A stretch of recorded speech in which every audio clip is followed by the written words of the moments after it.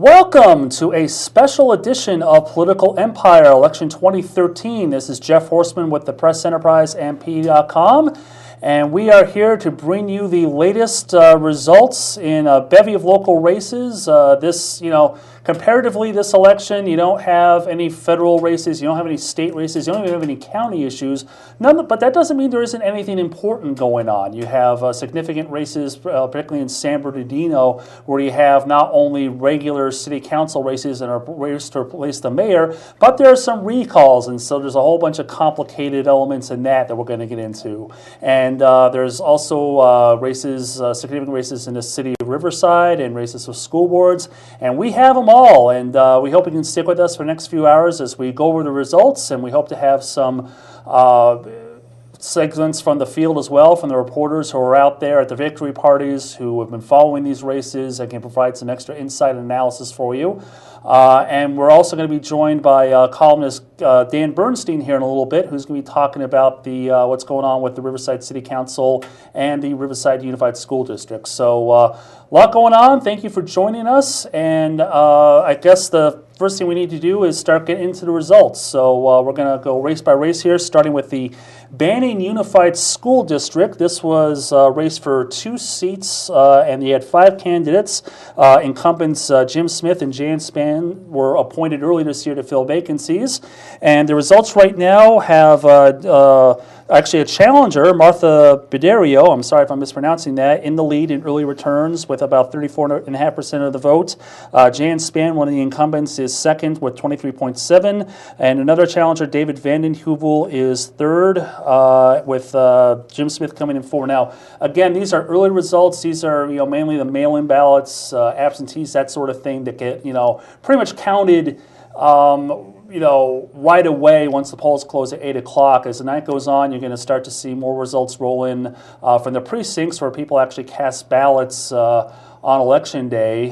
So it'll be interesting to see how these numbers change. So moving right along, looks like our next district or our next race we're going to be talking about is the Moreno Valley Unified School District. This was a race to fill the unexpired term of Mike Rios. You may recall he was arrested on pandering and related charges and was convicted, and was also charged with attempted murder in a separate case. So he's no longer on the school board, and these are we have 3 candidates looking to fill his unexpired term: Gary Baugh, Jennifer Baca, and Janet McMillan. And early returns have Mr. Baugh in with just about half of the vote, with about 14% of precincts reporting.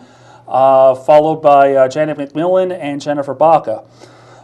So moving right along, our next district is going to be the Riverside Unified School District. There were 2 seats up for grabs in this election. You had 2 incumbents, veteran incumbents, running against challengers. And in the first district, you have incumbent Kathy Alevy with a comfortable lead over challenger Arthur Murray.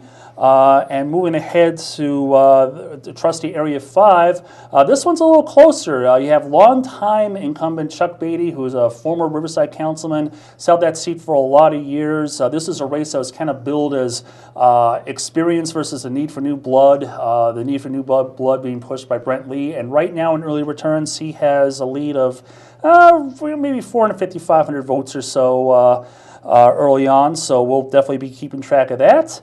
And moving on, we're just rolling here. We got Norcoast City Council. This was a race for 2 seats and 5 candidates. You had 1 incumbent, Kevin Bash, and then the other seat was vacated after the incumbent decided not to run. Right now, it looks like Mr. Bash has a comfortable lead in his bid for re-election, and newcomer Greg Newton is leading in the race for the second seat. Followed by Greg Bowen and Trina Daniels and Stephen McCarron in a distant 5th. Next, We're going to have one of the ones we hope to talk about in a little bit.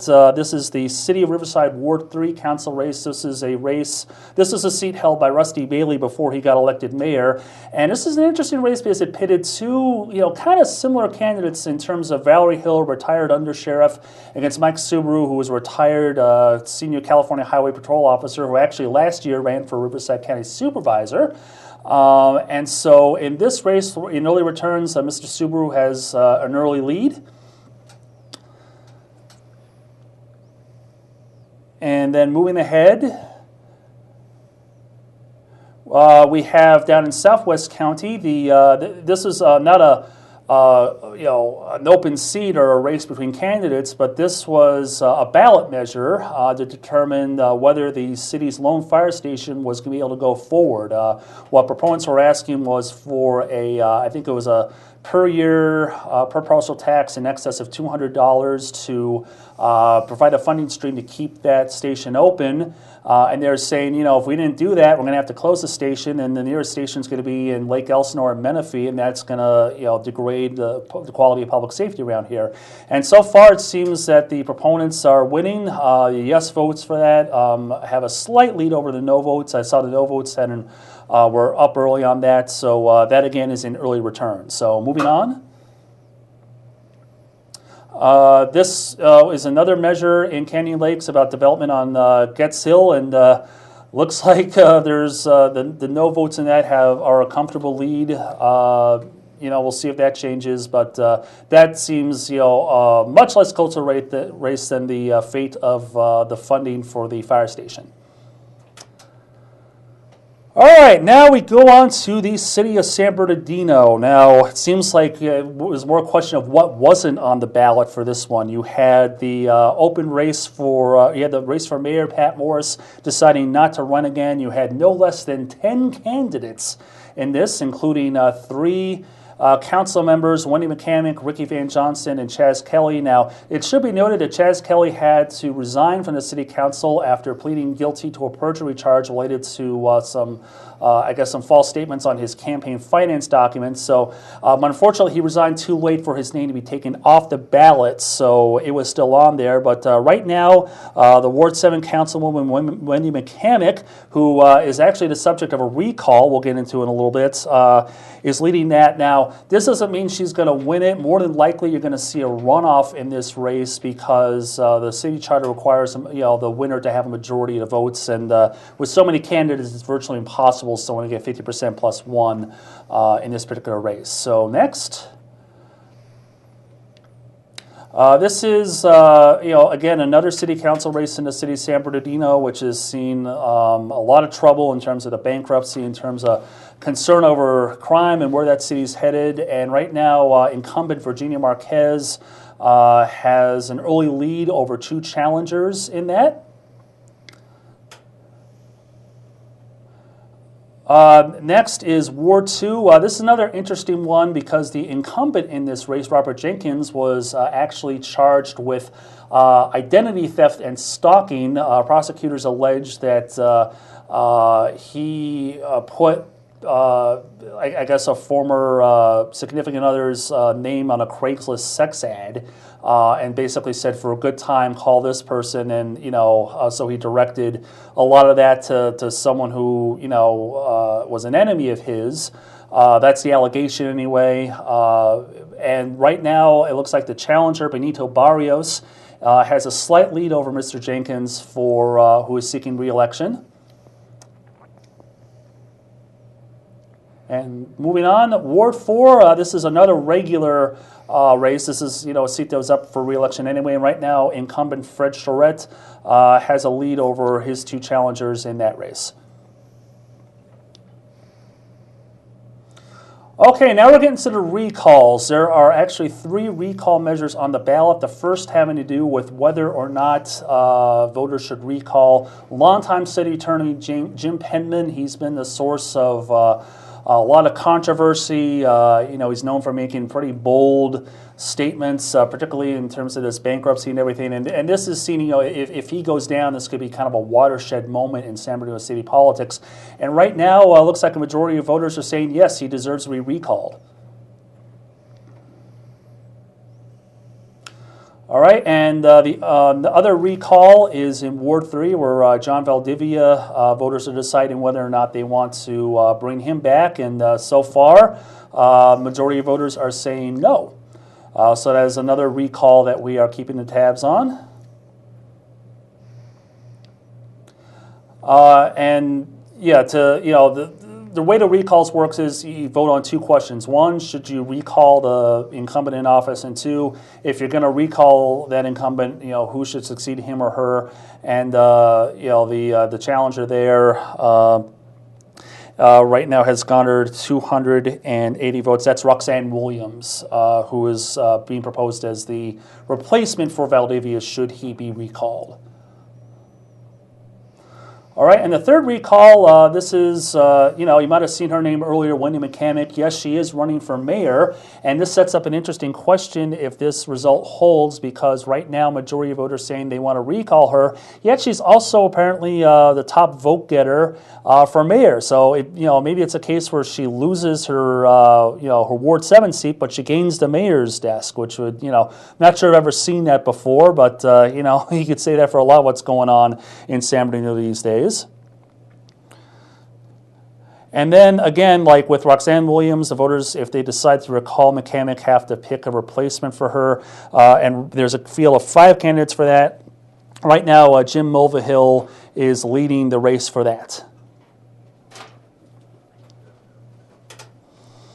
All right, moving on. We have the Menifee Union School District. This was, I guess, Rita Peters had been appointed to fill a seat that had been vacated, and right now she is losing her bid to stay in office to Reg Bennett. This is the Paris Unions. This is the Paris School District. We had, I believe, it was 5 candidates for 3 open slots. You had incumbents Jose Pepe Garcia, Shirley Zaki. I'm sorry if I'm mispronouncing that, and Monica Martin. And right now, the way that looks is it's pretty close. But right now, one of the challengers, Natalie Vasquez, is in the lead slightly with. Jose Pepe Garcia, correction, is in the lead with 456 votes, followed by one of the challengers, Natalie Vasquez, and Monica Martin, who is another incumbent with Shirley Zaki and Norma Burke Hernandez rounding things out. So that's it for the results for now. Again, these are going to be updated throughout the night. We're going to have them on PE.com. We hope to have the results come in at maybe a quicker pace, than other elections, just because there's a lot fewer voters. Most people didn't even vote in this election because there's just nothing for them to vote on. So with the smaller numbers of people voting, and it's not a presidential race, so maybe turnout traditionally isn't quite as high. We're hoping to get results, quicker. Although again, like with some races, like San Bernardino mayor, it's probably not going to be decided tonight. We're probably going to head into a runoff. So, do we have any videos from the? Okay, so. Okay, well, we're going to get to those videos in a second, but I think right now is a good time to go to Dan Bernstein, who's been covering elections and politics in Riverside for a while now. Yes. Yeah, I embarrassed you that in an earlier Political Empire segment with how long you've been here, but seriously, well, thank you for being here and for lending your insight. And we want you to talk about what's going on in Riverside. Let's start with Ward 3. How's that looking to you? Are you surprised by the results so far? What do you think about what's going on there? Well, I'm not surprised by the result. I think it's got 2 pretty worthy candidates, hardworking candidates, as you said, similar backgrounds. They've also covered their wards, the 3rd ward, like a blanket, both of them. I think Subaru has walked the entire ward twice, and I wouldn't be surprised if Hill has done the same. It looks like he's ahead, but one thing that does surprise me, and I guess I shouldn't be surprised these days, but how I thought we'd have more results by now. I thought we'd have a better idea who's ahead. It looks to me like you could cast if you had to characterize the candidates, you would say that Subaru is kind of the outsider and Val Hill is kind of the inside candidate. She's raised a lot more money. This is through September. She had nearly $60,000 raised for the Riverside Police Officers Association and the Riverside firefighters. So that's quite those are big unions, those are powerful unions, and they do work for the candidate, especially the firefighters. And I think that there'll be some pension issues, I'm sure, coming up in the next few years. And so if she is elected, it'll be interesting to see how she handles that, seeing how she has received quite a bit of money from these groups. Subaru, quite a lot less money. I think his major contributor is him and his wife, Linda, then a couple of other family members. Considerably less money. But I think they've both managed to run pretty solid campaigns. I think Subaru had a good lead in the primary, and Val Hill I think, has kind of closed the gap a little bit. And so that's why I think you see such a close race, at least early on. Yeah. Yeah, it's interesting. I mean, I dealt with both these candidates at the county level. Valerie Hill is an undersheriff who, is kind of a at-will position under the sheriff Stan Sniff, and she, retired not all that long ago from that. The undersheriff I found was, kind of, if there was someone, if it wasn't the sheriff speaking for the department, it was the undersheriff. And keep in mind, the sheriff's an elected official. I mean, if he doesn't like what the board is saying he can do that without having to worry about being fired. Right. And so, maybe that gave Valerie Hill a little bit of experience in terms of being able to, think politically and to, be comfortable being out there in public and taking a stand on things.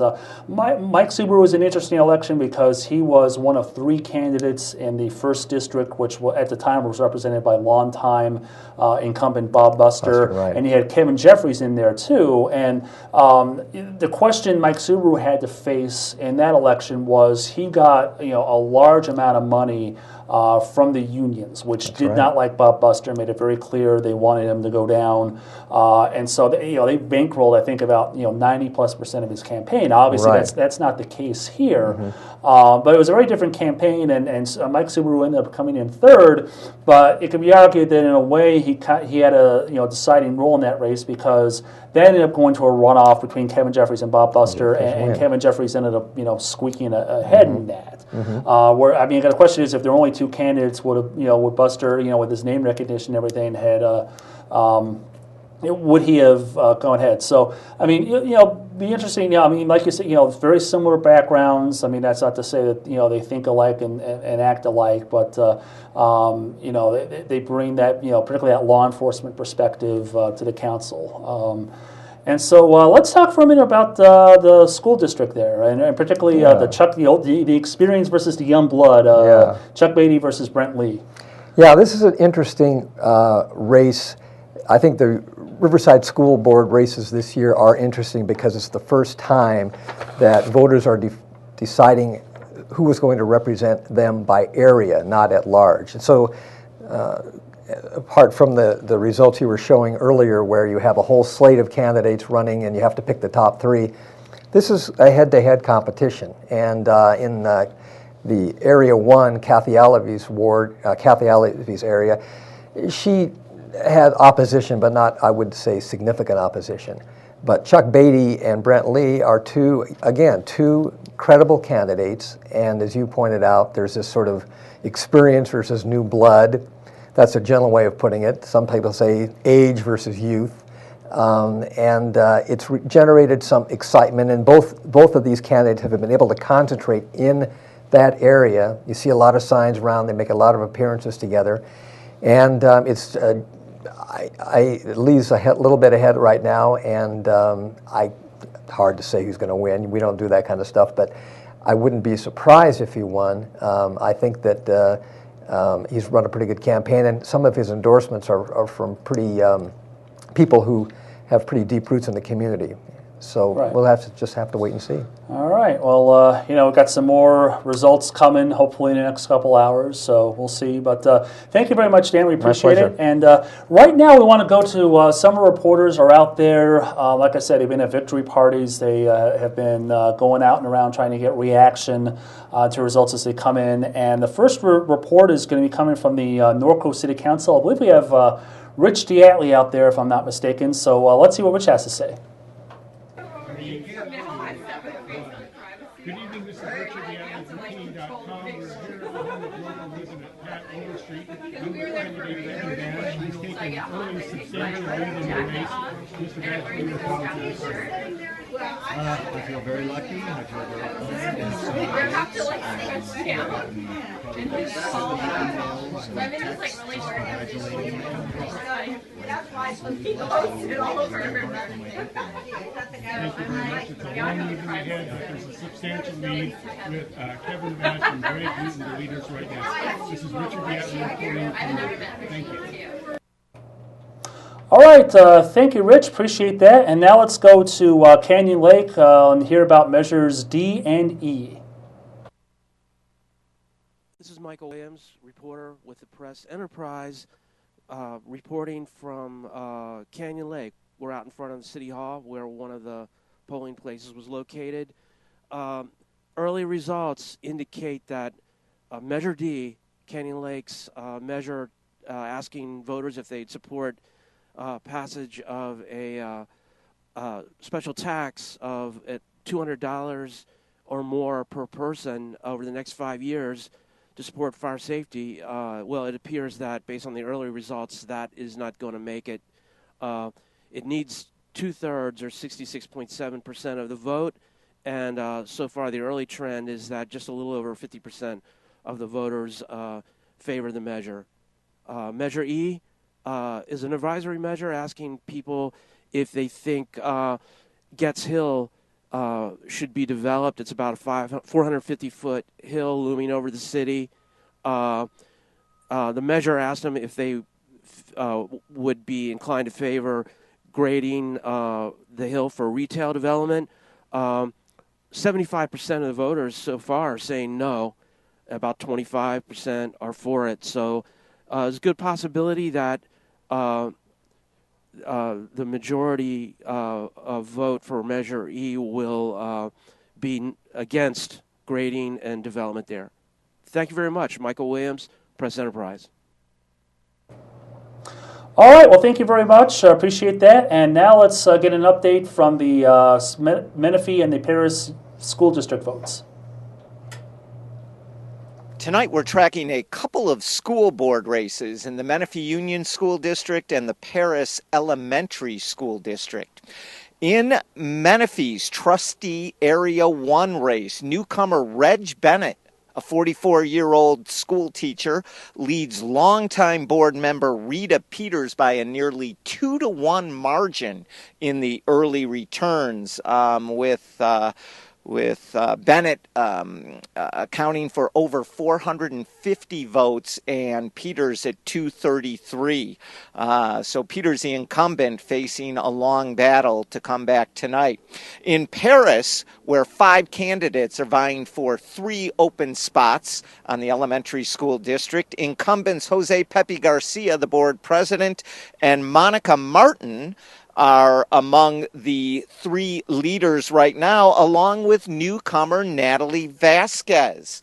They are the 3 leading vote getters with about half the votes counted. Garcia at 23%, Vasquez and Martin at 21%. Norma Burke Hernandez, a financial systems administrator, is 4th in that race and lurking at 19%. And incumbent Shirley Jacques is pulling up the rear with about 16% of the vote. This is Tom Sheridan reporting for the Press Enterprise. All right, thank you, Tom. And finally, Riverside City Council, where Alicia Robinson has a report. Hi, I'm Alicia Robinson, the Riverside reporter for the Press Enterprise and PE.com, and I am at an election night celebration for Valerie Hill, one of 2 candidates in a runoff for Riverside's Ward 3 council seat. So, Valerie, I understand that your opponent, Mike Subaru, had a pretty good lead coming off the June primary. So why do you think you started out behind, and what did you do to close the gap? Well, I think Mike had a lot of name recognition, and he had spent a lot of time out there getting his message out. From them, I backed off a little bit from all my activities I'm involved in the city, and I decided that I needed to really dedicate myself to getting my message out. So I made sure that my message got out. I'm trying to run on my education, my experience, my community involvement, and my vision, and I tried to get that message out a little bit more. And although my nonprofits and things I work with the city, I pulled back a little bit, they understood the reasons why. Last night I was at a Riverside Area Rate Crisis Auction meeting. This morning I was back at RCCD Foundation Finance Committee, so they know I'm going to be back. It was just I pulled away and dedicated myself to getting my message out, so hopefully that my name became more recognizable. Okay. And we are still waiting for results from the Registrar of Voters, but we will have more updates later this evening. All right, thanks again, Alicia. Appreciate it. Well, that about does it for now for this first installment of our election coverage, our live election show on PE.com. But the coverage doesn't stop there. We encourage you to continue to check the website for updated results, and go on Twitter and search for the hashtag PE Elections 2013. That's the hashtag that reporters are using to tweet updated results and observations from the field and so forth. And we're gonna, keep on going. I think the plan is to have another show at 10 o'clock. Hopefully, we can have some more reporters and maybe Cassie McDuff commenting on what's going on in San Bernardino. So, thank you very much for tuning in. I'm Jeff Horseman with the Press Enterprise and PE.com, and see you in a little bit.